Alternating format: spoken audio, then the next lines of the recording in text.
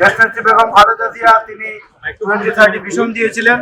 পরবর্তীতে জনাব তারেক রহমান সাহেব 27 দফা দিয়েছিলেন। আন্দোলনে সবাইকে সাথে নিয়ে পরিমার্জন এবং পরিবর্তন করে এটাকে 31 দফায় পরিণত করা হয়েছে। তত্ত্বাবধায়ক বর্তমান যে অন্তর্বর্তীকালীন সরকার তারাও কিন্তু এটাকে গ্রহণ করেছে। সুতরাং এই যে রাষ্ট্রীয় পর্যায়ে এটা এখন একটা মর্যাদা পেয়েছে, আমাদের মূল তৃপ্তিটা এখানেই।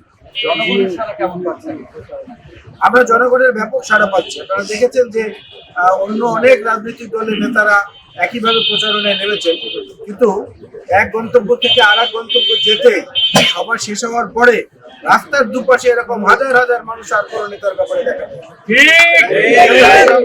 দেখা গেছে।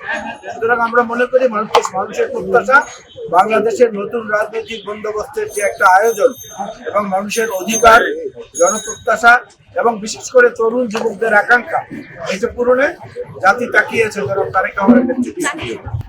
আপনারা ইতিমধ্যেই জেনেছেন প্রচার দল নানামুখী কর্মসূচি গ্রহণ করেছে। সেই কর্মসূচির অংশ হিসেবেই আমরা মানুষকে বলতে চাই যে একটি রাজনৈতিক দল এক জায়গায় তাদের বক্তব্যে বলেছে, তাদের নায়েবে আমির নির্বাচনী এলাকায় তার বক্তব্যে বলেছে যে আপনারা এখন জনগণের পা ধরেন 12 তারিখের আগে পর্যন্ত, 12 তারিখের পরে 5 বছর জনগণ আপনাদের পা ধরে থাকে। আমরা বলতে চাই এর ঠিক উল্টোটা। আমরা বলতে চাই আমরা জনগণের পা ধরে আছি এবং নির্বাচিত হলেও জনগণের পা ধরেই থাকবো।